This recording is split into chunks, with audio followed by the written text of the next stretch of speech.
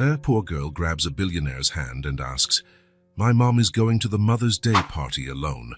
Can you go with her and pretend to be my dad?" What happens next is surprising. The dashboard clock showed nearly 4 in the afternoon when Grant Whitaker loosened his tie. He was returning from a visit to the factory in the Northern Industrial District, a trip that should have only taken half a day, but was extended due to problems on the production line. The negotiations with the union had been tense, and his patience was wearing thin. The sky was beginning to cloud over as the car glided along the asphalt. Grant sighed, tired. At 42, soon with dark hair already slightly grey at the temples, he had achieved almost everything a man could professionally desire. At least that's what everyone said. Suddenly, the GPS made a strange sound, and the screen went black. "Great," he muttered, giving the dashboard a light tap. He was in an area he didn't know, with no idea how to get back to the main highway. The clouds now looked darker, threatening rain. He tried restarting the device a few times, as without success. His phone had GPS, but the battery was nearly dead after a day of calls and emails. He needed to save it for emergencies. By the time he realized it, he was in a clearly residential neighborhood. The houses were modest, painted in colors faded by time. Children played on the narrow sidewalks, and people were returning from work carrying grocery bags. "I'll have to stop and ask for directions," he thought, looking for some kind of business, but the neighborhood seemed to be predominantly residential, with not many shops in sight. After a few minutes of driving aimlessly, Grant noticed a lot of activity in front of a brick building. A school, he concluded, upon seeing children with colorful backpacks. Some mothers waited at the gate, others went inside with their children, carrying packages and flowers. He parked the car near the entrance and got out, adjusting the navy blue suit he was wearing. He intended to approach one of the adults milling about, but before he could take a few more steps, he felt something tug at his hand. Looking down, he saw a girl of about 5, with brown hair in pigtails and a slightly faded floral dress. She carried a backpack almost the size of her body and was watching him with curiosity. "Your car is pretty," she said, her eyes shining with admiration. "It's the prettiest one I've ever seen." Grant looked around, searching for the child's guardian, but she seemed to be alone. "Thank you," he replied, not quite sure how to proceed. He wasn't used to talking to children. The girl smiled, revealing a gap where a baby tooth was missing. "So you look important," she continued, "with that suit and that shiny car." Grant couldn't help but smile slightly. "I'm a little lost," he admitted. "My GPS broke." Then, a new idea seemed to light up her entire face. She looked toward the schoolyard, then back at Grant. When she looked at him again, there was a surprising determination in her eyes. "There's a party at school today," she began, her voice now lower. "It's Mother's Day." Grant then noticed the decorations on the school gate, colorful posters with hearts, paper flowers, and banners wishing Happy Mother's Day. The women entering the school were carrying gifts. Some were accompanied by husbands, others entered alone, holding their children's hands. Before he could say goodbye, the girl took a step forward, looking directly into his eyes. Her small hands gripped the strap of her backpack tightly. "My mom is going to the Mother's Day party alone," she said suddenly, the words rushing out. "Can you go with her and pretend to be my dad?"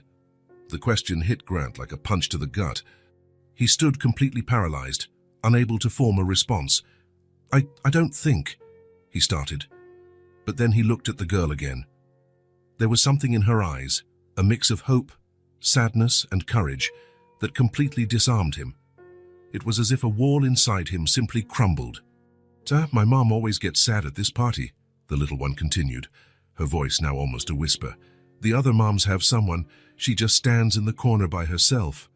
"When is this party?" he asked, surprising himself. "Today, in a little bit. It's already starting." "What's your name?" he asked. "Myla," she replied, her smile returning. "And my mom is Audrey. She's pretty. You'll like her." A voice in his head told him this was crazy, walking into a school party at the invitation of a child he had just met, to pretend to be her father in front of a woman who didn't even know he existed. Grant ran a hand through his hair, undecided. His every instinct told him to get in the car and drive away. But something inside him couldn't say no to those hopeful eyes. Yes, I can. The words escaped before he could stop them. Mila's face lit up instantly. Really?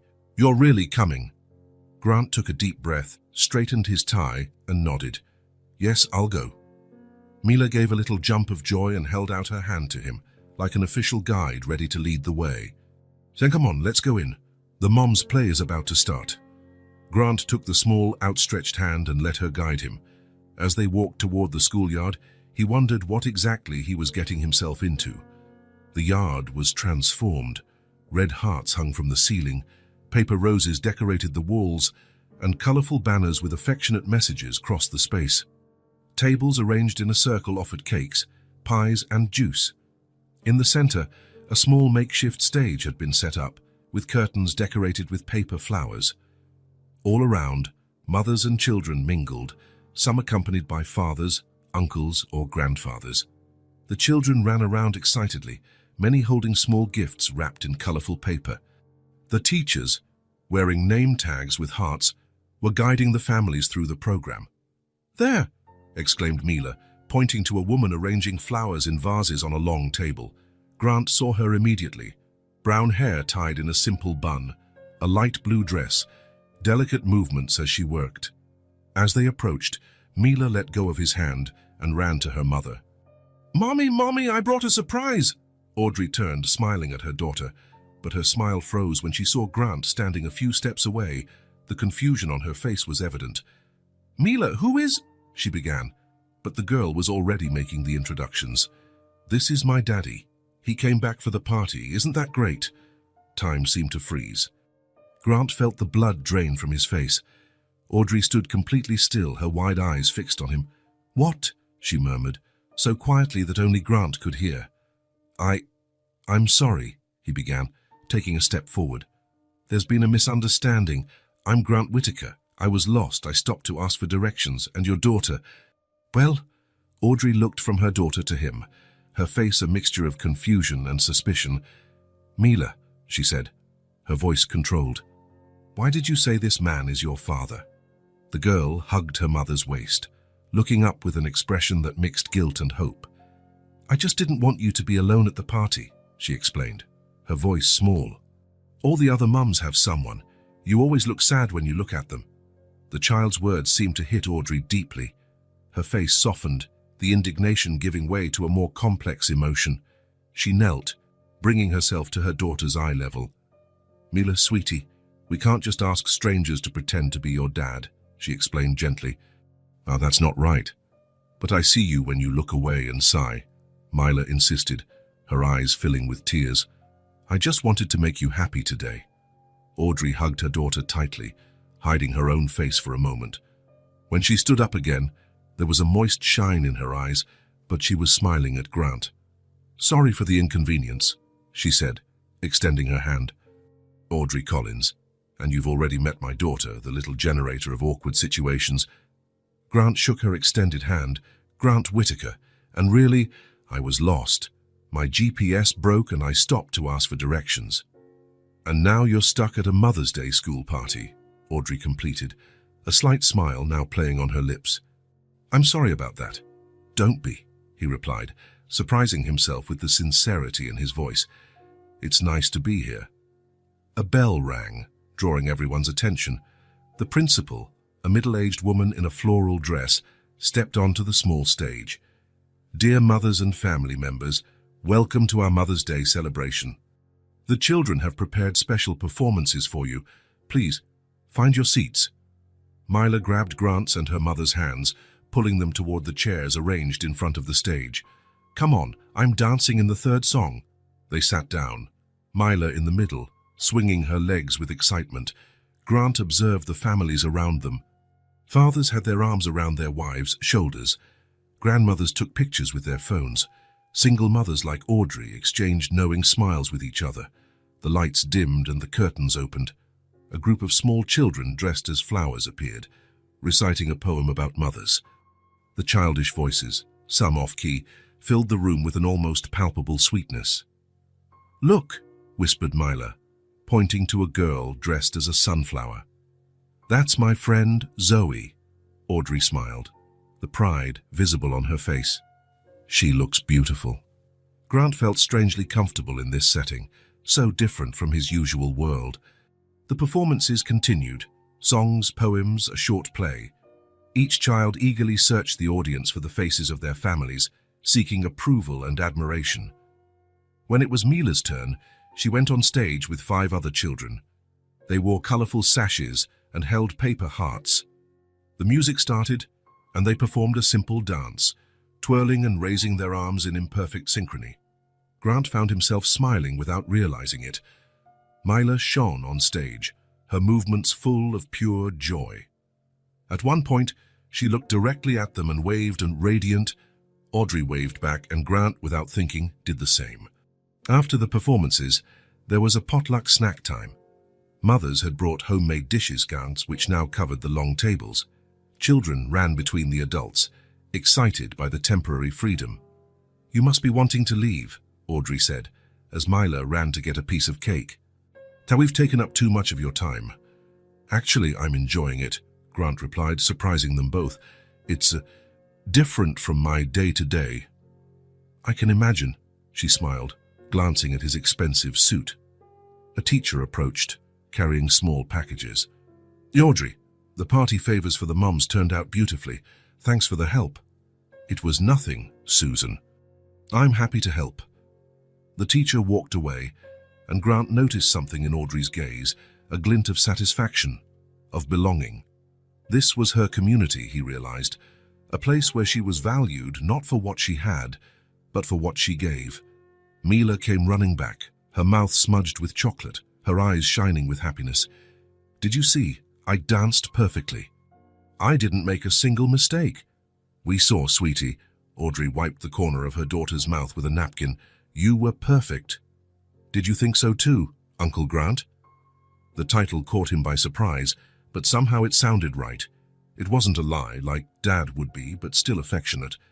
"I thought it was amazing," he answered honestly. "Oh, you have a lot of talent." The smile Mila gave in return was like a small sun, lighting up her entire face. The party went on for another hour. Grant found himself talking to other mothers and fathers, exchanging smiles with teachers, and even helping to serve juice when the cups ran out. It was a different world from his, simpler, more direct, more human. When it was finally time to go, Mila looked exhausted but radiant. She was holding a handmade card and a small plant in a decorated pot. "A gift for the best mom in the world," she explained, showing the plant to Grant. "I painted the pot myself." At the school gate, Audrey turned to him, the initial embarrassment replaced by something softer, more genuine. "Thank you for staying," she said. It meant a lot to Mila. "And for you?" The question slipped out before he could think. Audrey smiled, a smile that reached her eyes. "Also, it was nice not to be alone today." Mila, holding her mother's hand, extended the other to Grant. "Thank you for pretending to be my dad," she said with the brutal sincerity of children. Say it was the best Mother's Day. Grant felt something tighten in his chest, not painfully, but like an awakening. The pleasure was all mine, Mila.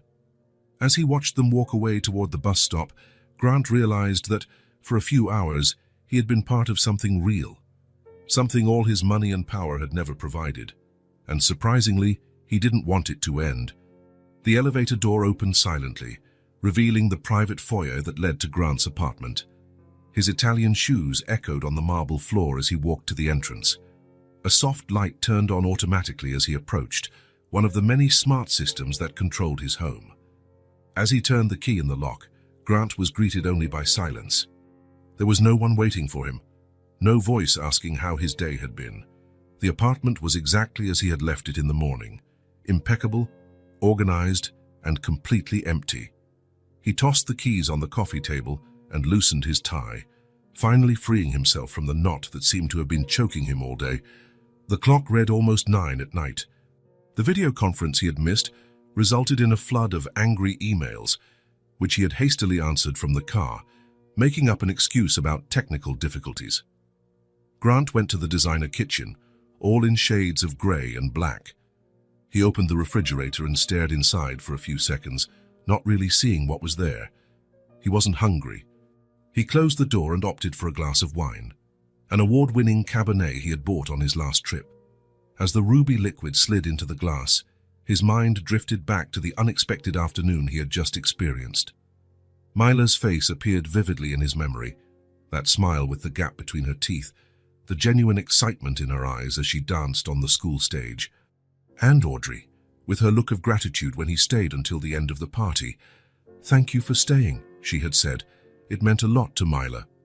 Grant brought the glass to the spacious living room and sat on the leather sofa, looking through the floor-to-ceiling windows that revealed the illuminated city below. From up high, it looked like a carpet of sparkling jewels. He should have been admiring the view, appreciating everything he had accomplished to earn such a sight. Instead, his thoughts were fixed on a small schoolyard decorated with paper hearts. The silence of the apartment now seemed deafening. There were no children's laughs, no conversations, no noise from other people, just the distant hum of the air conditioning and the occasional clink of ice cubes in his glass. Grant walked over to a discreet bookshelf where he kept some of the few personal items he owned. Among business books and corporate awards, there was a single framed photo, him at 10 between his parents in front of a modest house, the last picture they took together before the divorce. His father had left 2 weeks later. "I'm going to find a better life for us," he promised. Letters came for a few months, then occasional calls, until silence settled in for good. Grant grew up watching his mother work 2 jobs, coming home exhausted every night, often falling asleep on the sofa without even the energy to make it to her room. She died of cancer when Grant was in college.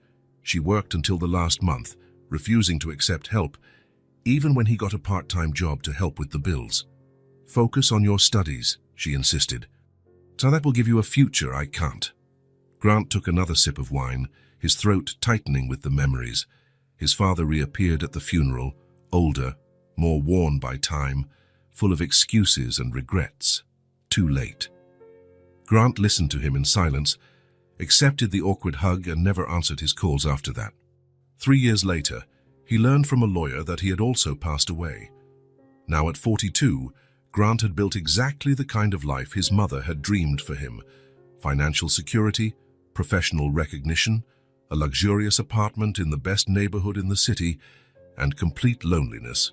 Myla's smile came back to his mind, the way she looked at her mother with absolute adoration, the way Audrey, even clearly tired after a long day of work, still found the energy to smile, to hug, to be fully present for her daughter.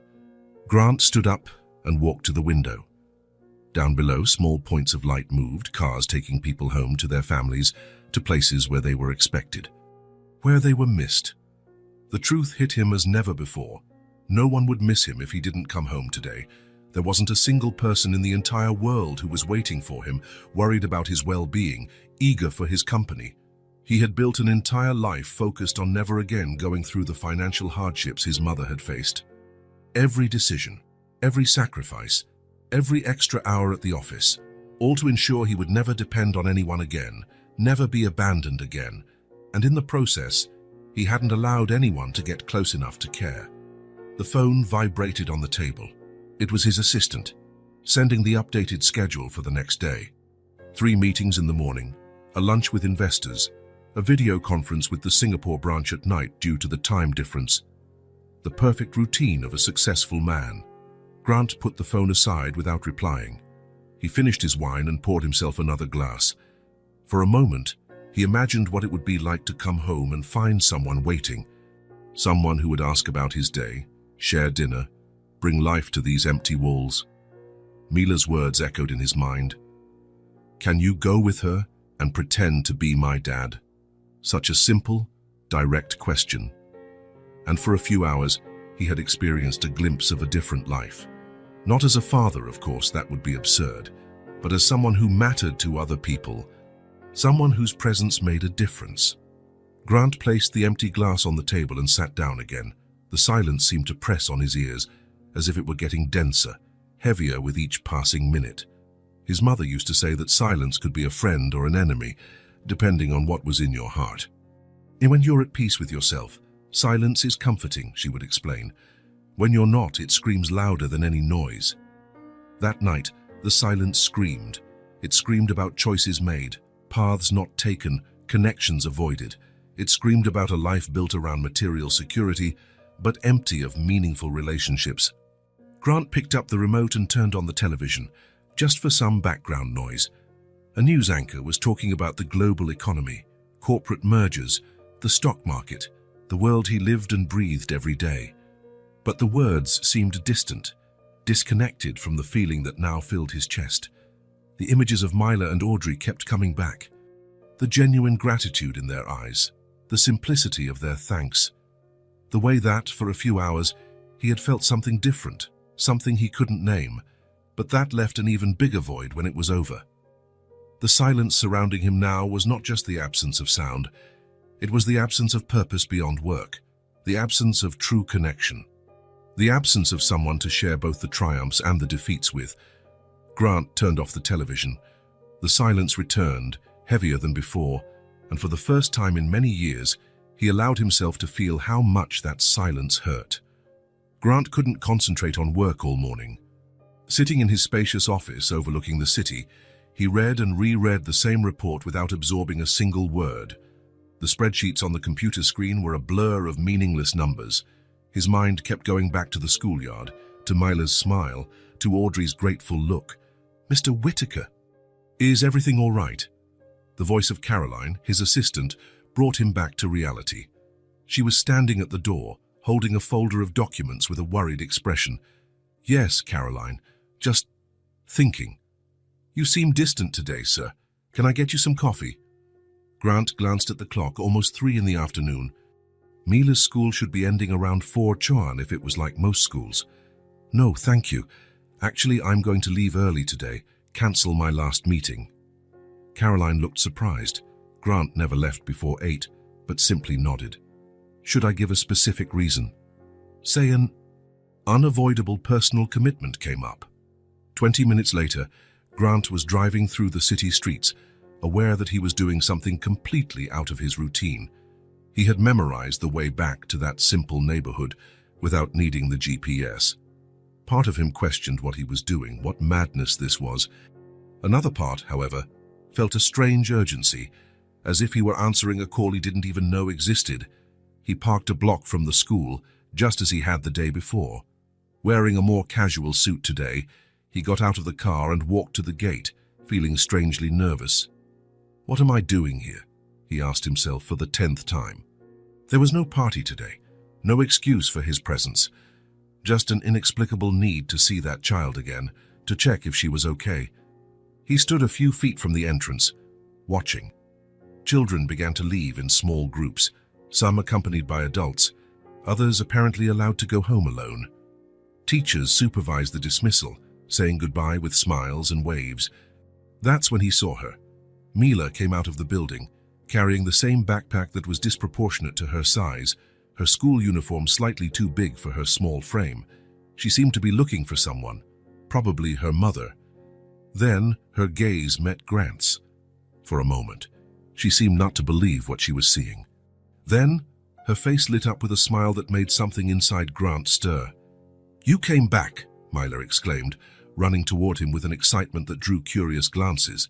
Grant felt momentarily uncomfortable with the attention, but the girl's smile was too contagious to care. "I was passing by and thought I'd say hello," he lied, trying to sound casual. Mila stopped in front of him, breathless from the run, her big eyes studying his face as if trying to solve a mystery. "Did you come to pick me up? Mommy only gets here later. She's working." Grant hesitated. He hadn't planned for this.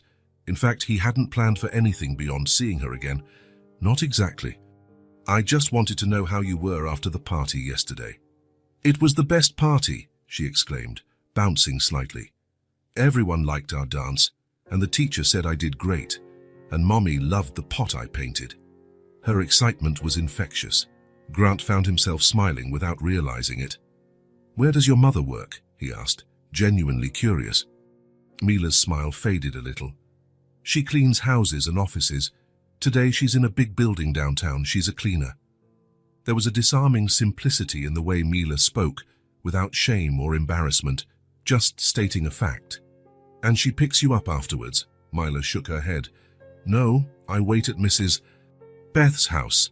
She pointed to an elderly woman watching over some children. Mommy picks me up there when she finishes work, sometimes really late. Grant nodded, absorbing the information. I see. And you like staying at Mrs. Beth's house? The girl shrugged. It's okay, she's nice, but the house smells like medicine and she sleeps a lot. Sometimes I get hungry because she forgets to make dinner. Grant's heart ached at that sincere confession. And your mom? Doesn't she leave a snack for you? Myla fiddled with her backpack strap, suddenly interested in her own shoes. Sometimes. But yesterday there was nothing at home to bring. Mommy said she'll buy food when she gets paid on Friday. Grant felt as if something heavy had settled in his chest. The girl talked about going hungry with the same nonchalance she talked about school. Did she manage to send a snack today? He asked, trying to keep his voice neutral. Mila shook her head. No, we're out of everything. But it's okay, Mrs. Beth probably has crackers. A teacher approached, looking at Grant with suspicion. Hello, Myla. Is this gentleman your relative? Before Grant could explain, Myla answered with conviction. It's Uncle Grant. He came to the party yesterday. My mom knows him. The teacher looked at Grant, still wary. Are you authorized to pick Mila up? No, I'm not, he answered honestly. I just stopped by to say hello. She's going with Mrs. Beth, as usual. The mention of the known caregiver seemed to reassure the teacher, who nodded. I see.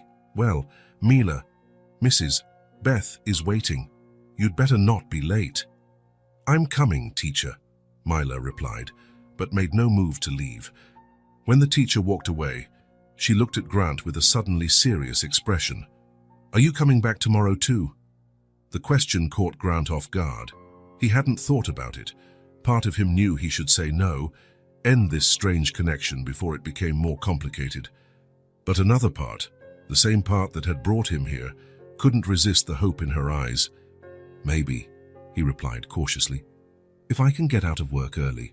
Myla's face lit up again. I hope you can. Tomorrow I have math. It's my favorite. The elderly woman called from the gate. Mila, let's go, dear. It's getting late. I have to go, the girl said, already backing away. Then she stopped and, in a sudden movement, hugged Grant's waist. It was so quick he barely had time to register it. A light, almost ghostly touch before she ran off. Bye, Uncle Grant. Grant stood still, watching as she ran to the elderly woman, and the two walked away down the sidewalk. Something inside him had shifted, as if a long-closed door had been thrown wide open. Over the next 3 days, Grant rearranged his meetings, delegated tasks, and left the office at the same time, always meeting Mila at the school gate. The girl was already waiting for him with a smile, as if she were absolutely certain he would come. In their quick chats before she left with Mrs. Beth, Grant learned more about her life. Her mother worked at 3 different places during the week. They lived in a small one-bedroom apartment, where Mila slept in the bed and Audrey on a mattress on the floor. They didn't have a television, but her mother always got books for her from the public library. Sometimes, when the money ran out before the end of the month, they had only bread and butter for dinner or drank tea to trick their tummies, as Myla explained matter-of-factly. On the 4th day, Grant arrived earlier. He stopped at a delicatessen on the way and bought fresh sandwiches, fruit, juice, and some sweets. He put everything in a plain paper bag, without the logo of the expensive store. When Mila spotted him at the gate, she ran as usual, but stopped, curious, when she saw the bag. "What's that?" she asked, pointing. "A snack," Grant replied, handing the bag to her. "I thought you might be hungry today." Myla's eyes widened. She opened the bag and peeked inside, her expression changing from curiosity to astonishment, then to joy. "Is this for me? That's great. Mommy didn't send anything today because there was no food at home," she said, her voice overflowing with genuine gratitude, as if Grant had given her the most precious gift in the world. Grant felt a lump in his throat. A 5-year-old child shouldn't be so grateful for a simple snack. A child shouldn't know what it's like to have no food at home. "There's plenty in there," he said, trying to control the emotion in his voice. "You can share with Mrs. Beth if you want." Mila shook her head, holding the bag like a treasure. "I'm going to save it to share with Mommy. She comes home so tired from work." That response only made the lump in Grant's throat grow larger.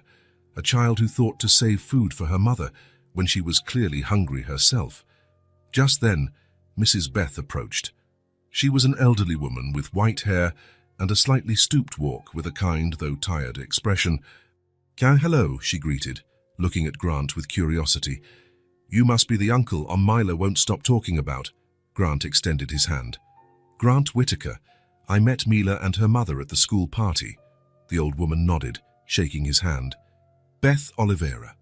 I look after Mila when Audrey is working, which is almost always, poor thing." She lowered her voice. "Hey, it's good to see Mila so excited. That girl deserves more joy in her life." Grant agreed silently.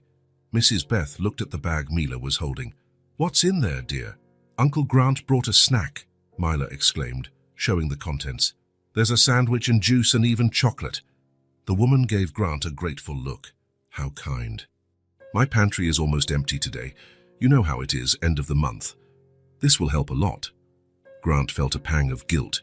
He had never had to worry about empty pantries or the end of the month.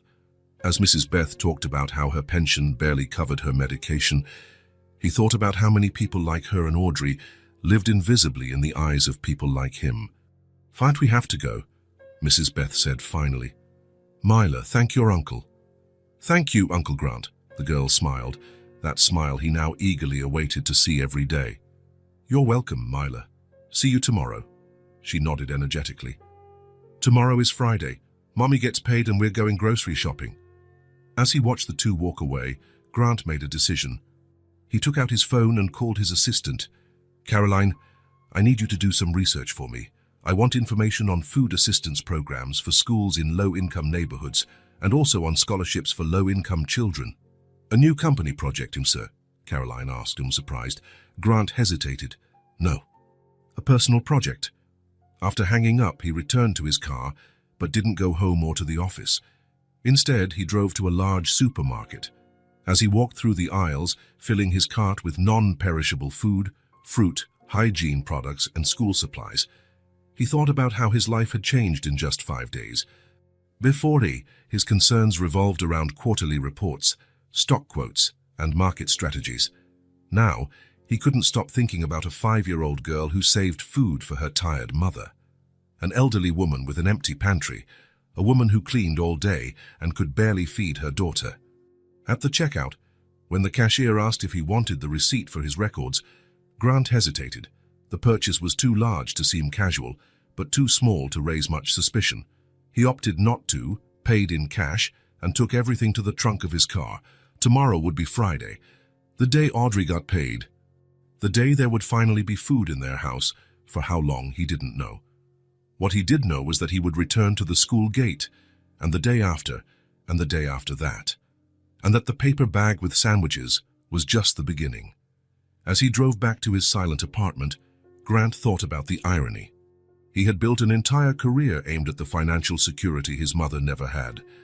He had accumulated wealth, power, status, and now, for the first time, he felt he might have found a purpose for it all in a place he never would have imagined, through an unexpected request from a child he hadn't known a week ago. The lump in his throat was still there, but now it was accompanied by a different feeling, something that felt strangely like hope. The week passed quickly. Grant's daily ritual transformed. Now, instead of staying at the office late, he rearranged his schedule to be at the school gate at 4 in the afternoon. Caroline, his assistant, no longer questioned his early departures, though her curious gaze followed him as he left the building carrying small packages. Every day, Grant brought something different for Mila. On Monday, it was fresh fruit. On Tuesday, a children's storybook she mentioned loving at the library. On Wednesday, a small set of colored pencils. On Thursday, a thermal lunchbox with colorful compartments. Simple gifts, nothing ostentatious, nothing that would draw too much attention. Mila received everything with the same genuine joy, her eyes shining as if each small item were a priceless treasure. More than once, Grant had to swallow his emotions seeing her marvel at things most children would consider mundane. During these brief encounters, before Mrs. Beth took her, Grant pieced together the puzzle of Mila and Audrey's life. He found out that Audrey worked as a cleaner in 3 different locations, a commercial building downtown on Mondays and Tuesdays, a residential complex on Wednesdays and Thursdays, and private homes on Fridays and occasionally Saturdays. She got up at 5 every morning to get Mila ready for school and often returned only after 9 at night, exhausted. On Friday, Grant arrived earlier than usual. He had carefully planned this moment. In the trunk of his car, a large package waited, wrapped in plain paper. He waited until most of the children had left and then spotted Mila chatting excitedly with a classmate. When she saw him, as always, her face lit up and she ran toward him. "Uncle Grant, you came again," she exclaimed, stopping in front of him, breathless from the run. "I promised I would, didn't I?" he replied, smiling. In recent days, he realized he smiled more than he had in the last few years combined. Mila nodded happily. Grant noticed her uniform was clean, but visibly worn. The sleeves were too short. The skirt showed signs of having been adjusted several times to keep up with her growth. The sneakers, a white that had long since turned yellowish, had worn-out soles and a small hole on the side. "I have something for you today," Grant said, "but it's in my car. It's a bit big to bring all the way here." Mila's eyes widened. "Big? What is it?" "A surprise." "Shall we go get it?" Mila hesitated, looking toward the gate where Mrs. Beth usually waited for her. "Mrs. Beth," Grant followed her gaze. "I don't think she's here yet. We can wait for her if you prefer." The girl bit her lip, thoughtful. "Sometimes she's late when she has to go to the doctor. Then Mommy said I should wait with Miss Sandra." Just then, the teacher Grant now knew by sight approached. "Hello, Mila?" "Mrs. Beth called to say she's at the doctor today. Your mother will be picking you up." "My mum?" Mila seemed surprised and happy. "She can never pick me up on Fridays." The teacher smiled gently. "It seems she managed to leave early today." Then, noticing Grant, she added, "Hello, Mr. Grant Whitaker." "I'm a friend of the family," he replied, extending his hand. The teacher greeted him. "Sandra Peters. Mila talks a lot about the uncle who brings presents." There was a slight tone of curiosity in her voice, perhaps even suspicion, but her smile remained friendly. "Good things, I hope," Grant replied, slightly uncomfortable. "The best. In fact, she drew a picture of you in art class yesterday." Mila suddenly seemed shy. "It was a surprise, Miss Peters," Sandra laughed. "Sorry, sweetie. Your secret is safe with me." The teacher moved away to attend to other parents, and Mila looked at Grant with anticipation. "Can we go see the surprise?" "Of course. We'll wait for your mother here at the gate, but we can get the surprise in the meantime." They walked to the car parked a few feet away. Grant opened the trunk and took out the large package. It wasn't overly heavy, but it was bulky. "What is it?" asked Mila, her eyes wide with curiosity. "Open it and find out," Grant replied, placing the package on the ground so she could reach it. With nimble, eager fingers, Mila began to tear the paper. First, a box of new sneakers appeared, white with small pink details. Next, a complete school uniform, exactly like the one she was wearing, but new and in the right size. Finally, a navy blue backpack with colorful details filled with school supplies, notebooks, pencils, erasers, rulers, everything a child could need. Mila stood completely still, looking at the items with an expression Grant couldn't decipher. For a moment, he feared he had gone too far, crossed some invisible line. "If you don't like them, we can exchange them," he said, uncertain. Mila finally looked up at him, and Grant saw her eyes were filled with tears. "Thank you. My things were old, but Mommy didn't have money to buy new ones." Her voice was almost a whisper. Something inside Grant tightened. He knelt down to her level. "Hey, no need to cry. Everyone deserves new things once in a while."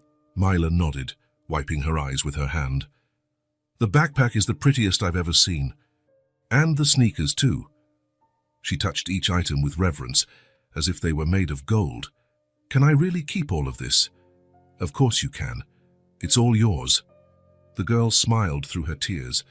Then, in a sudden movement, she threw her arms around Grant's neck, hugging him tightly. "Thank you, Uncle Grant. You're the nicest person in the world." Grant felt a lump in his throat. He awkwardly returned the hug, noticing how small and fragile she was in his arms. How could a child be so moved by such basic things? Things that every child should have as a right, not a privilege. Myla. A female voice interrupted them. Grant stood up and saw Audrey approaching quickly. She looked tired, with visible dark circles under her eyes, but her face lit up when she saw her daughter. Then, her eyes landed on Grant, and her expression changed to surprise, then confusion. "Mr. Whitaker, what are you doing here?" Before Grant could answer, Myla ran to her mother, dragging the new backpack. "Mommy, look what Uncle Grant gave me." New sneakers and a uniform and a backpack full of stuff. Audrey looked at the gifts, then at Grant, a shadow crossing her face. "Myla, sweetie, can you go over there with Miss Sandra for a minute? I need to talk to Uncle Grant."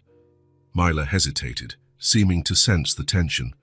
"But Mommy, just a minute, honey." "Please." Reluctantly, Myla took the backpack and walked over to the teacher, looking back several times. As soon as the girl was out of earshot, Audrey turned to Grant, her eyes now hard. "What is the meaning of this? Why are you giving expensive gifts to my daughter?" Grant hadn't anticipated this reaction. "Joyce, they're not expensive, they are to me," Audrey interrupted. "I don't know what's going on here, but I don't need charity." The word charity hit him like a slap. "It's not charity. I just wanted to—" "What? What exactly does a businessman who's never seen us before the party want with a 5-year-old girl?" There was genuine concern in her voice, beyond the indignation. "I've seen you here every day. Miss Sandra told me. You've been showing up with gifts, snacks." "It's not what you're thinking," Grant hurried to say. I enjoy her company." "Mila is a special kid." Audrey crossed her arms. "I don't understand. What do you want?" The question hung between them, direct and challenging. Grant realized he didn't have a simple answer. What did he want? Why was he here every day, bringing gifts, talking to a child he barely knew? "I can explain," he said finally, "but not here. Maybe we can talk somewhere more private." Audrey studied him for a long moment, as if assessing the threat. Finally, her shoulders slumped slightly. "All right, we can go to my place. It's not far from here. We can walk." Grant nodded, relieved. "I'll park the car properly and meet you." 10 minutes later, they were walking through the narrow streets of the neighborhood. Mila walked ahead, skipping and proudly showing off her new backpack to anyone who would look. Audrey and Grant followed in uncomfortable silence. "She seems happy," Grant commented, trying to break the ice. Audrey looked at her daughter, and her face softened. Yes, she always wanted a backpack like that. She saw it in an ad in a magazine in the dentist's waiting room. "I'm sorry if I overstepped," Grant said. "It wasn't my intention to offend you," Audrey sighed. "You didn't offend me. You just worried me. Myla gets attached to people easily, and I don't want her to be disappointed when you get tired of this, whatever this is." Her frankness caught him off guard. "I don't plan on disappearing," he replied, surprised by his own certainty. "People always disappear, Mr. Whitaker, especially people from worlds different from ours." Before he could respond, Myla called out from a small 3-story walk-up building. "We're here, Mummy. Let's go show my new presents to my dolls." They climbed 2 flights of stairs to a narrow hallway where several doors lined up. Audrey opened the 3rd door, revealing a small but impeccably clean and organized apartment. The living room and kitchen formed a single space. A small worn sofa occupied one wall, in front of a low coffee table. In the opposite corner, a 2-burner stove, a tiny sink, and an old refrigerator made up the kitchen. A half-open door showed a bedroom where Grant could glimpse a single bed with a colorful quilt, obviously Myla's space. "It's not much, but it's our home," Audrey said, noticing his gaze. There was a challenge in her voice, as if expecting judgment. "It's cozy," Grant replied honestly. "You keep it very well." Myla ran to the bedroom with her new treasures, leaving the adults in the living room. "Can I offer you a glass of water?" Audrey asked, heading to the kitchen. "I don't have anything else. We're out of food. Today is grocery day." Grant felt a pang in his chest. "Water is great, thank you." While Audrey filled a glass, Grant observed the apartment more closely. There was no television, but a small makeshift bookshelf held children's books. On the walls, Mila's drawings were carefully taped up, creating a colorful and lively gallery. "She likes to draw," he commented, pointing to the childish works of art. Audrey smiled, handing him the glass of water. "It's her favorite hobby. I always say she'll be a great artist one day." They sat on the small sofa, maintaining a respectful distance. From the bedroom came the sounds of Myla talking to her dolls, excitedly showing them her new belongings. "So," Audrey began, "are you going to tell me what's going on? Why is a man like you so interested in my daughter?" Grant swirled the glass between his hands, searching for the right words. "Meeting Myla. And you." It stirred something in me I didn't expect. "I've been thinking a lot since that party. About my life, my choices." Audrey watched him attentively without interrupting. "I used to live in a neighborhood like this too," Grant confessed, the words coming out more easily than he imagined. "I wasn't always rich. My mother raised me alone, working 2 jobs. Sometimes we didn't have food at the end of the month either." Audrey's eyes widened slightly, her surprise evident. "I built my entire life trying to escape that reality," he continued. "I worked hard, studied, did everything I could to never be in need again. And I succeeded. I have more money than I ever dreamed of. But I also have an empty life, with no one who really cares if I come home or not." Grant paused, surprised by his own honesty. "Meeting Myla, it made me remember things I had buried a long time ago. The simplicity, the genuine joy in small things, and it made me want to help because I know exactly what it's like to be on the other side." A silence settled between them, filled only by the distant sounds of Myla playing. "Why my daughter?" Audrey asked finally, her voice softer now. "Why us?" Grant gave a small smile. "Because she approached me that day. Because she had the courage to ask a stranger for help when she saw her mother in need. Because she made me feel something I thought was dead. Her company does me good." Audrey studied him for a long moment, as if trying to see beyond the words. "I'm not used to people offering help without wanting something in return." "I understand your suspicion," Grant replied. "In your shoes, I'd probably feel the same way." Just then, Myla returned to the room carrying a rag doll with handmade clothes. "Look, Uncle Grant, this is Lily. She got a new uniform too." The girl proudly showed a small piece of fabric she had tied around the doll, mimicking a school uniform. Grant smiled, genuinely touched. "It looks very nice, Myla. You're very creative." Audrey watched the interaction, her face a mix of emotions. When Myla went back to the bedroom to continue playing, she turned to Grant. "I don't know if this is a good idea," she said honestly. "I'm afraid Myla will get too attached and then get hurt." "I understand your concern," Grant replied, "but I promise I'm not here on a whim. I'm not just going to disappear." Audrey sighed. "We'll see. For now, thank you for the gifts. I know she needed them, and I couldn't give them to her right now." The vulnerability in that admission touched Grant deeply. "You don't have to thank me. It was a pleasure to see her joy." A more comfortable silence settled between them. From the bedroom came the sounds of Myla's excited voice, making up stories for her dolls, stories that now included an Uncle Grant, who brought magical gifts. And sitting on that worn-out sofa in a small and simple apartment, Grant felt more at home than in his luxurious penthouse apartment. 3 days passed since Grant's visit to Audrey and Myla's apartment. In that short time, something had subtly shifted in their dynamic. Audrey's initial suspicions, though not entirely gone, had given way to a cautious acceptance of Grant's presence in their lives. On Thursday afternoon, Grant drove to the school at the usual time, eager to see Myla. In recent days, it had become part of his routine to wait for her at dismissal, talk about her day, and occasionally walk her home, always respecting the boundaries Audrey had set. Upon arriving at the school gate, however, Grant noticed something different. Miss Sandra, who now recognized him, approached him with a concerned expression. "Mr. Whitaker, I'm glad you're here," she said. "Myla didn't come to class today." Grant felt a pang of concern. "Is she sick?" "I'm not sure. We didn't receive any notice. I tried calling her mother, but I couldn't get through. This isn't like her. Audrey always lets us know when Myla can't come." Grant's concern grew. "I see. I'll stop by their apartment to check." Thank you for letting me know. 20 minutes later, Grant was hurrying up the stairs of the small building. He knocked on the apartment door, but there was no immediate answer. He was about to knock again when he heard shuffling footsteps approaching. The door opened to reveal Audrey, looking exhausted. Her hair was disheveled. Deep dark circles marked her face, and her eyes were red as if she had been crying. "Grant," she asked, clearly surprised. "What are you doing here?" "Miss Sandra told me Myla didn't go to school today. I was worried." Audrey ran a hand through her hair, a gesture of pure exhaustion. "Myla's sick. High fever since last night." The door opened wider, and Grant could see the small living room. On the worn-out sofa, wrapped in a thin blanket, was Mila.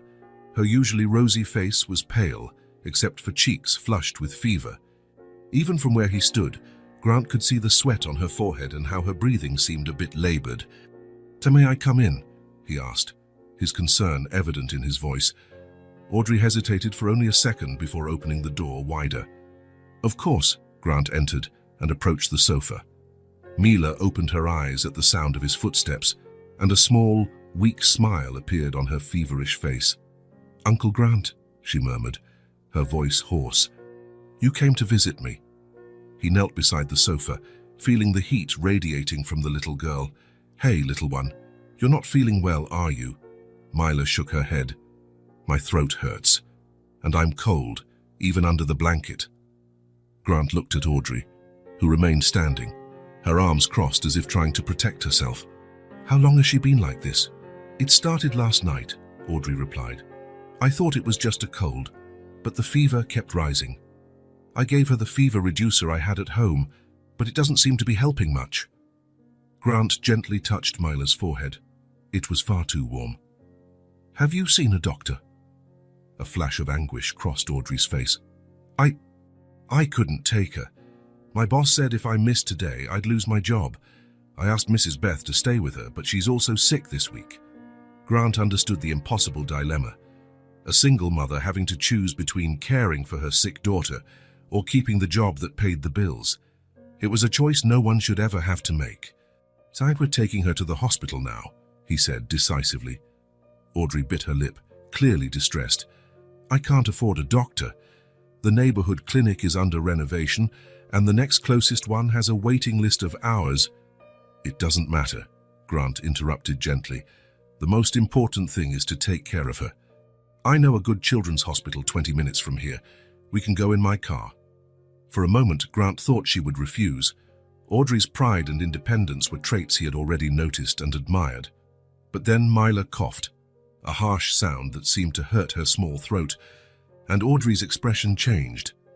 "Okay," she agreed, her worry overriding any other consideration. "Let me just grab a few things." While Audrey gathered documents and a change of clothes for Mila, Grant sat on the edge of the sofa. Mila looked at him with eyes bright with fever. "Are we going for a car ride?" she asked, trying to sound cheerful despite her obvious discomfort. "Yes, we are. To a place where nice doctors will help you feel better." Mila made a small face. "I don't like doctors. They have needles." Grant smiled, trying to reassure her. "But they also have colorful stickers and lollipops for brave kids." That coaxed a small smile from her, quickly followed by another coughing fit. Grant's heart sank. How could a child so full of life seem so fragile all of a sudden? Audrey returned with a small bag and Mila's coat. "We're ready." Grant lifted Mila into his arms, surprised by how light she was. The blanket wrapped around her seemed to swallow her whole. She rested her head on his shoulder, and Grant could feel the heat of the fever through his shirt. The walk to the car was silent, each lost in their own worries. Grant settled Mila in the back seat with Audrey beside her, holding her hand. Throughout the drive to the hospital, he watched in the rearview mirror as the mother whispered words of comfort to her daughter, stroking her hair, wiping sweat from her forehead. The pediatric hospital was modern and well-equipped. Grant knew the medical director. They had been in college together before taking different paths. While Audrey filled out forms at the reception, Grant made a few calls. In less than 15 minutes, Mila was being seen by a pediatrician specializing in respiratory diseases. The diagnosis came quickly. a severe bacterial tonsillitis that could become more serious if not treated properly. The doctor prescribed antibiotics, stronger fever reducers, and recommended constant observation for the next 48 hours. Grant watched from a distance as Audrey held Myla's hand during the first dose of intravenous medication. The girl was scared but trying to be brave. Audrey, for her part, maintained a comforting smile, though Grant could see the fear in her eyes. When the nurse finally placed the colorful sticker on Myla's arm, as promised, the girl looked at Grant with a small smile of triumph, despite the pain and exhaustion. At that moment, sitting in a hospital waiting room, watching a mother and daughter face another challenge together, Grant realized how much his life had changed in such a short time. A few weeks ago, he would have been in his office, worried about numbers, contracts, and deadlines. Now nothing seemed more important than seeing the sparkle return to the eyes of a little girl who had unintentionally found her way into his heart. The 3 days following Myla's admission to the hospital were intense. Grant took turns with Audrey at the hospital, allowing her to rest for a few hours while he stayed by the little girl's side.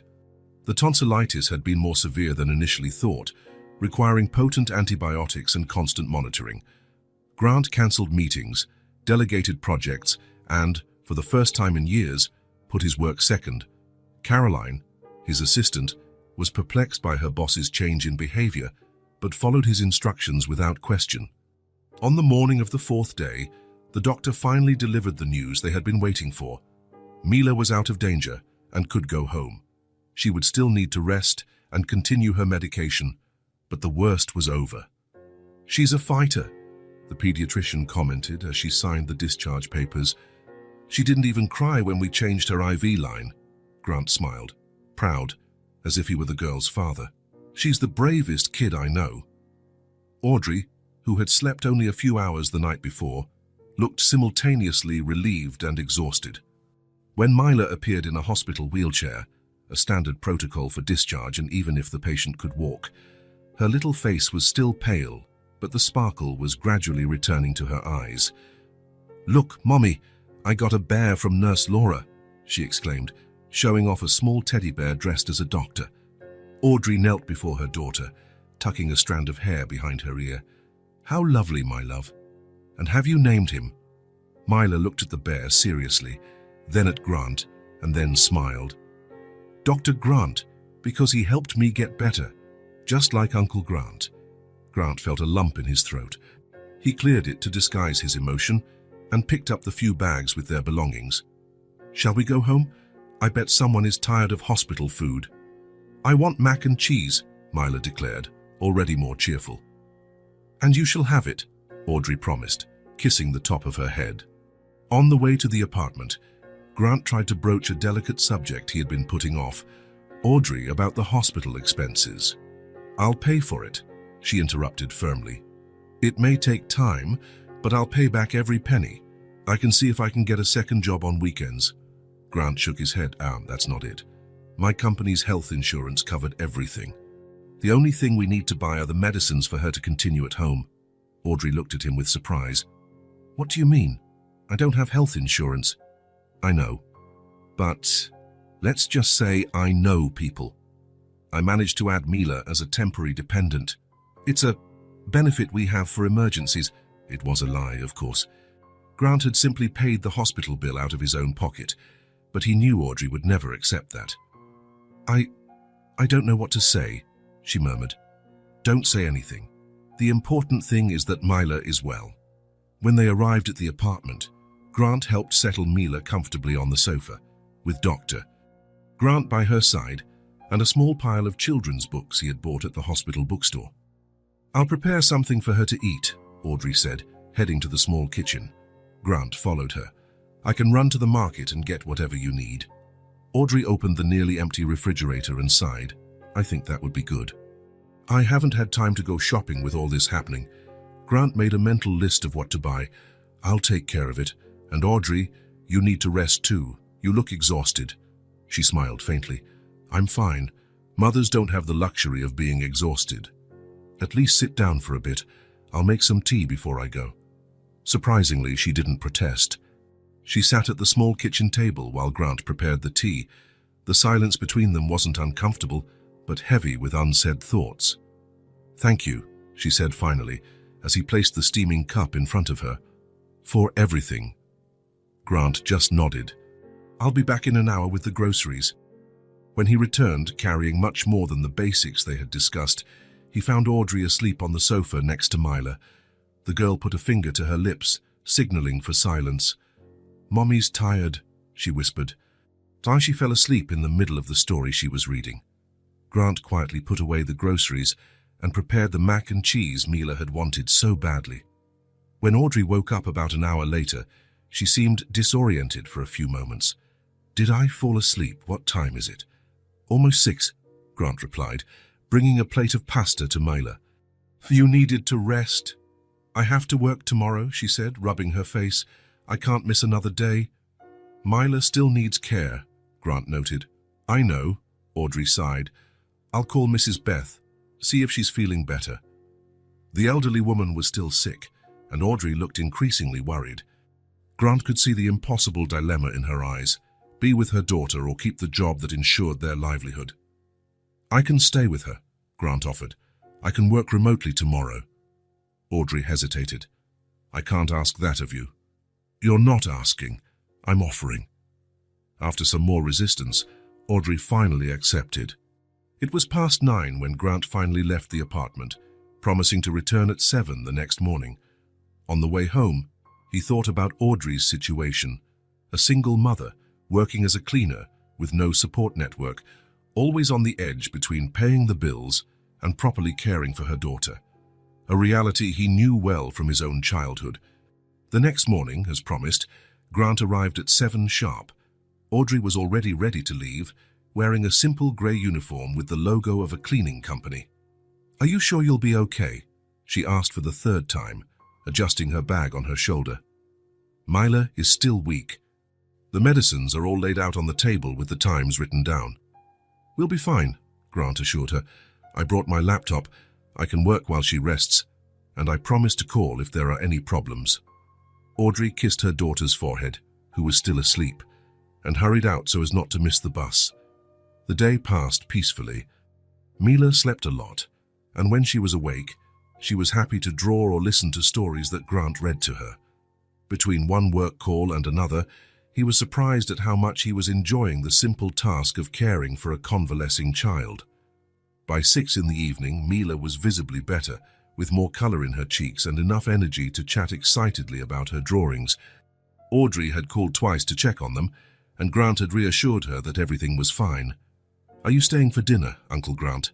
Mila asked, as she drew what looked like a family of 3 in front of a house. "Not tonight, little one. I have to go back to the office tomorrow. I have some important meetings." "You work a lot," she observed, without looking up from her drawing. "Mommy does too," Grant smiled. "Yes, your mum works very hard. She's a very strong woman." "I know," Mila agreed, coloring what appeared to be a dress on the female figure in the drawing. "When I grow up, I want to be strong like her." Audrey arrived around 7, looking exhausted but relieved to see her daughter clearly better. After a brief chat about how the day had been, Grant said goodbye, promising to call the next day to see how Mila was doing. The next morning, Grant returned to the office after nearly a week's absence. Caroline greeted him with a folder of urgent documents and a list of calls to return. "The board is anxious for the quarterly report," she informed him, following him down the hall, "and the development team needs approval for the new project." Grant nodded, absorbing the information as he walked. He was so focused that he almost didn't notice the figure kneeling in the main lobby, cleaning the marble floor. It was a glimpse of the grey uniform that caught his attention. Grant slowed his pace, looked more closely, and then stopped completely, stunned. Audrey was there, on her knees, scrubbing the floor. She wore yellow gloves and had her hair pulled back in a simple bun under a cap, with the same logo he'd seen on her uniform the day before. She didn't notice him, focused on removing a particularly stubborn stain. "Mr. Whitaker, is everything all right?" Caroline asked, noticing his expression. "Yes," he replied, without taking his eyes off Audrey. "You can go ahead. I'll meet you in the office in a few minutes." When his assistant walked away, Grant approached Audrey. She remained so absorbed in her task that she only noticed his presence when he stopped directly in front of her. As she looked up and recognized him, her face went through several emotions in quick succession: surprise, embarrassment, resignation. "Grant," she murmured, quickly standing up and removing her gloves. "You work here," he said, not as a question, but as a statement. Audrey looked away. "On Mondays and Tuesdays. It's one of my regular spots." Grant tried to process the information. How long had Audrey been cleaning the hallways of the building where he spent hours every day? How many times had they been in the same space without him ever noticing her? "Why did you never tell me you worked here?" he finally asked. Audrey shrugged, a gesture that tried to seem casual but couldn't hide her discomfort. "I'm used to it.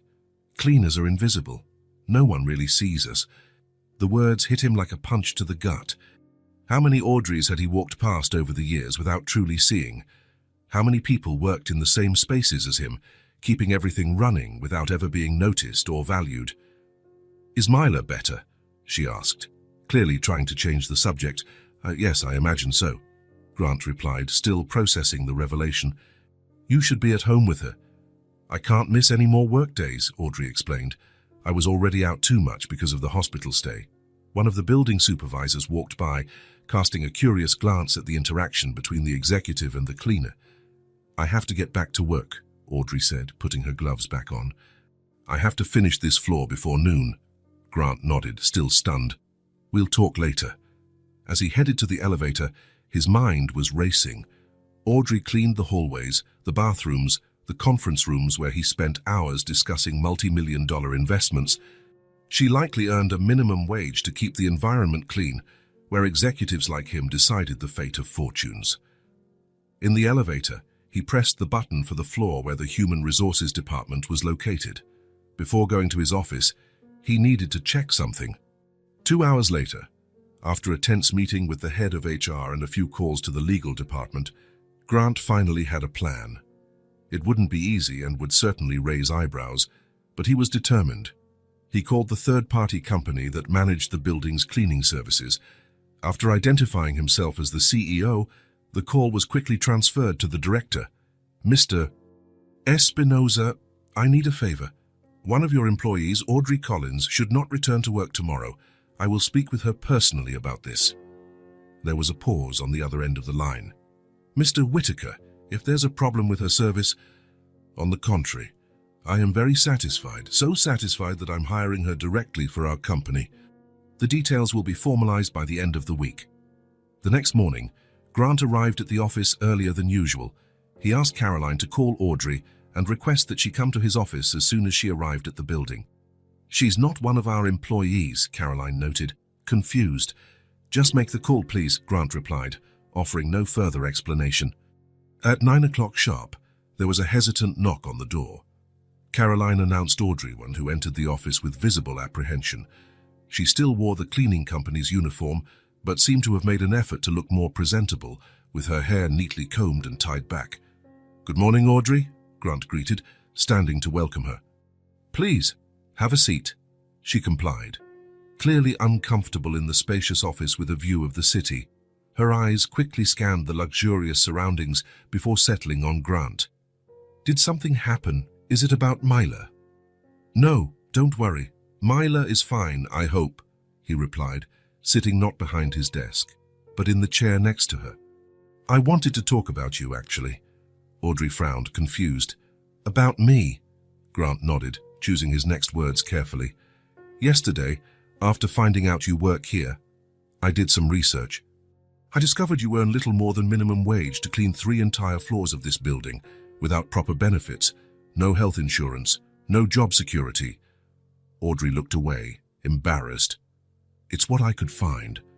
I don't have many qualifications. I also discovered," he continued, "that you graduated high school with excellent grades, despite all the difficulties, and that you took a technical course as an administrative assistant, though you never got to work in the field." Her eyes widened slightly. How do you know that?" "I have my resources," Grant replied with a small smile. "The point is, I know you do everything for your daughter. I know this salary isn't fair for someone who works as hard as you do, and..." He paused, searching for the right words. "I've grown very fond of your company. You deserve more." Audrey stared at him, suspicious. "What are you saying exactly?" Grant opened a folder on the table and took out an envelope. "I'm offering you a job. At our company, not as a cleaner, but as an administrative assistant in the social responsibility department." He handed her the envelope. With trembling hands, Audrey opened it and took out the official letter with the company's letterhead. Her eyes scanned the document, stopping abruptly when she saw the offered salary, more than 3 times what she currently earned. This can't be right," she murmured, looking from the paper to Grant. "There must be some mistake." "There's no mistake," he assured her. "It also includes full health insurance for you and Myla, meal vouchers, transportation allowance, and flexible hours so you can be there when your daughter needs you." Audrey continued to stare at the document, as if afraid it would disappear at any moment. "Why?" she asked finally, her voice almost a whisper. "Why would you do this for me?" Grant hesitated, searching for the most honest answer. "Because you deserve a fair chance, because Myla deserves to see her mother fulfilled and valued, and because, in a way I can't fully explain, you two brought something back into my life, something I didn't even know was missing." Audrey's eyes filled with tears. She tried to hold them back, blinking rapidly, but it was a losing battle. A tear ran down her cheek, followed by another and another. "I don't know what to say," she murmured, her voice choked with emotion. "Say you accept," Grant replied softly. "Say you'll give yourself and Myla the life you deserve." Audrey looked at the letter in her hands again, then at Grant. There was so much gratitude in her eyes that he felt his own heart tighten. "I accept," she said finally, the tears now flowing freely. "Thank you. I promise you won't regret this." Grant smiled, feeling a satisfaction that no multi-million-dollar deal had ever given him. "I'm sure I won't." As he watched Audrey reread the details of the contract, now with a smile through her tears, Grant realized he was witnessing not just a change in her life, but in his own as well. Somehow, in trying to help Myla and Audrey, he had found something that money and success could never buy: a genuine purpose. The weeks following Audrey's hiring brought rapid and significant changes. Her first day as an administrative assistant in the social responsibility department was marked by nervousness and insecurity. Grant personally introduced her to the team, making it clear that he had full confidence in her abilities. Although some curious glances followed the newcomer who had appeared out of nowhere, Audrey's professionalism and dedication soon earned the respect of her colleagues. In the beginning, she called Grant several times a day with questions about procedures and systems. Gradually, the calls lessened. In just 2 weeks, Audrey was navigating with surprising ease the spreadsheets, reports, and meetings that made up her new routine. "She has a natural talent for organization," commented Helena, the department director, over coffee with Grant. "And she's brought a different perspective to our social projects. I think this was one of your best hires." Grant just smiled, satisfied. He didn't reveal to anyone the real reason behind hiring Audrey, nor how he had met her. To the company, she was just a promising professional he had discovered and decided to give a chance. The changes in Audrey and Myla's lives soon became apparent. With the new salary, they moved to a better apartment, still in the same neighborhood, but with 2 bedrooms and a small balcony. It wasn't luxurious, but it was airy, safe, and spacious enough for the 2 of them. The first paycheck also allowed Audrey to buy a new bed for Myla and finally get rid of the mattress on the floor where she had slept for years. The pantry, once often empty, was now always stocked. Myla no longer had to worry about not having a snack or about days when there was no food at home. The refrigerator, colorful with children's stickers, held fresh fruit, yogurt, and juice, small luxuries that were once special rarities. Grant remained a part of their lives, though in a different way now. He no longer needed to meet Myla at the school gate every day, as Audrey had flexible hours to pick up her daughter. But whenever possible, he would stop by for a quick visit, a walk in the park on Saturdays, or an ice cream after the swimming lessons Myla now attended. On a sunny Thursday, Grant decided to surprise them. He left the office early and drove to Myla's school. He positioned himself discreetly near the gate, watching the children leave. When Myla appeared, wearing the new uniform he had given her months ago, now with small signs of wear. Her face lit up when she saw him. "Uncle Grant!" she exclaimed, running toward him with the same energy as always. "You came to pick me up." He knelt to receive the little girl's impetuous hug. "I thought I'd surprise you. Your mom said I could take you for a hot chocolate before heading home." Mila jumped for joy. "Yay, can I have a cookie too?" "Of course you can," Grant laughed. "But first, let's wait for Miss Sandra to see that I'm picking you up." After the teacher confirmed that Grant was authorized to pick up Mila, Audrey had added his name to the list of guardians weeks ago, they headed to a small nearby coffee shop. Sitting at a table by the window, Mila savored her hot chocolate and chocolate chip cookie while excitedly recounting her day at school. "And the teacher said my drawing was the best in the class," she concluded proudly, wiping a chocolate mustache with a napkin. "Oh, that reminds me." Mila opened her new backpack. The one Grant had given her no longer fit, replaced by one with a superhero theme that Audrey had bought last month, and took out a colorful envelope, decorated with stickers and glitter. "I made this for you," she said, handing him the envelope with a shy smile. Grant took the envelope, surprised and curious. "For me? Is it a present?" Mila nodded, watching intently as he carefully opened it so as not to tear the decorations. Inside was a drawing made with colorful markers and great care. It showed 3 figures holding hands, a tall one in a suit, clearly Grant, a smaller one with long hair, Audrey, and a tiny one between them with pigtails, Mila. Above them, a smiling sun, and in the background, what looked like the office building where Grant and Audrey worked. But what really captured Grant's attention was the phrase written in irregular, colorful letters at the top of the drawing. "My best friend."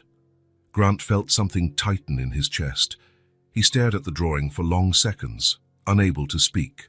"You don't like it?" Mila asked, her voice suddenly worried. "No, sweetie," he replied quickly, his voice slightly choked. "I love it. It's the most beautiful gift I've ever received." "Really?"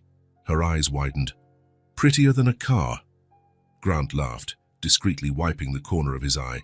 "Much prettier than any car." Mila smiled, satisfied. "A mommy helped me with the letters, but I did the drawing all by myself. See how I drew us holding hands, like when we go to the park?" "I see," Grant replied, looking at the drawing again. "It's perfect, Mila." She took another bite of her cookie, thoughtful. "You know, I used to want you to be my dad, on the day of the party, remember? But now I think it's better that you're my best friend." Grant's heart raced with the sincerity of her observation. "Why?" he asked, genuinely curious. Mila shrugged, with the simplicity of children. "Because you only have one dad. A best friend can be forever, even if you and mommy get into a fight one day." The unexpected wisdom of this little being left him speechless. Grant just nodded, reaching out to hold her hand across the table. "I will be your best friend forever, Mila, I promise." When they finished their snack, they walked hand in hand to the car. Grant felt the small grip of Mila's fingers in his, confident and natural, as if it had always been this way. The drawing was carefully tucked into his work briefcase. He already knew exactly where he would put it, framed on his desk at the office. "Uncle Grant," Mila called as he fastened her seatbelt. "You're coming for dinner tomorrow, right? Mommy said she's making lasagna, your favorite." "I wouldn't miss it for the world," he assured her, smiling. The next evening, Grant arrived at Audrey and Mila's new apartment carrying a bottle of special grape juice to toast with Mila and a small pot of violets for the table. The aroma of lasagna filled the air, mingling with the smell of garlic bread in the oven. "Welcome," exclaimed Mila, opening the door before he could even knock.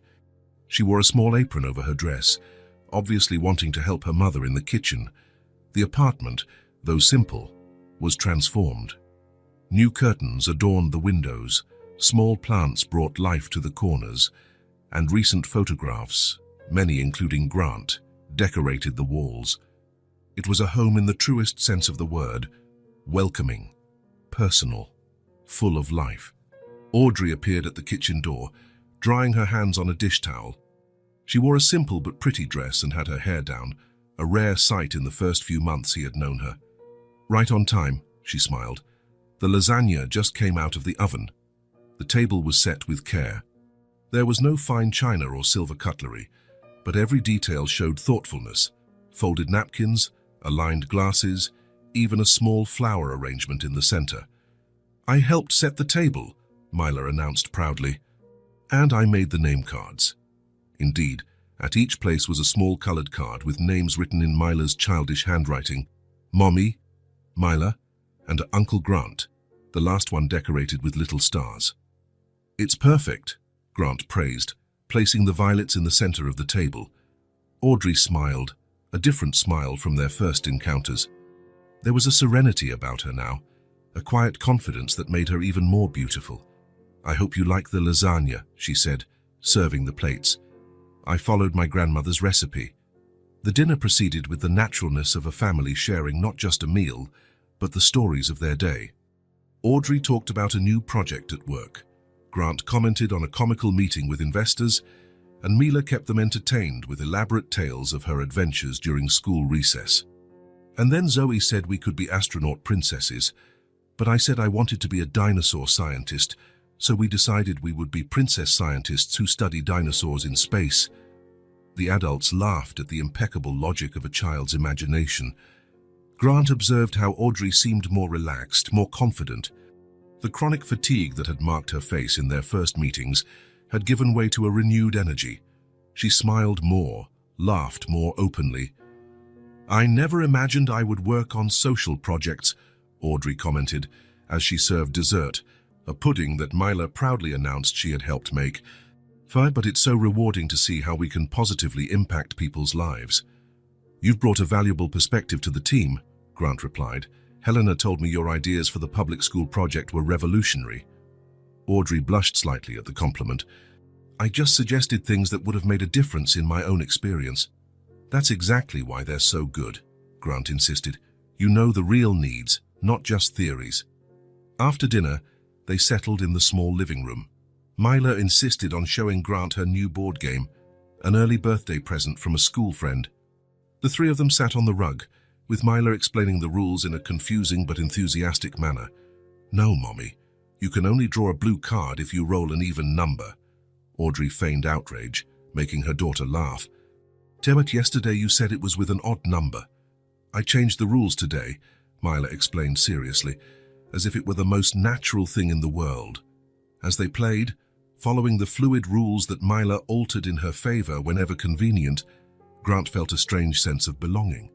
There, sitting on the rug of a modest living room, with a 5-year-old girl dictating the rules and a single mother watching affectionately, he felt more at home than he ever had in his luxurious apartment.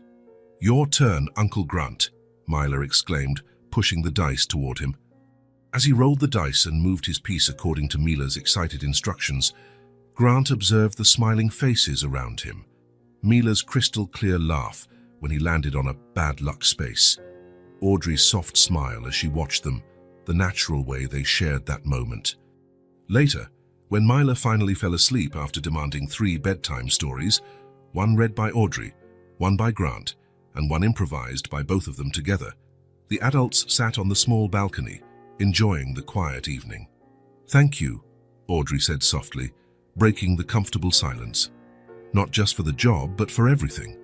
For making Myla so happy." Grant shook his head. "I should be thanking you. You two brought something into my life that I didn't even know was missing." For the first time in a long time, perhaps for the first time in his adult life, Grant felt he was part of something real. It wasn't professional success. It wasn't material achievements, but this simple, genuine connection that brought him a happiness he didn't know he could feel. As he watched Audrey in the soft light of the balcony, with the distant sounds of the city in the background, and Myla's drawing still fresh in his memory, he realized a truth that had been slowly forming in his heart. He had finally found his place.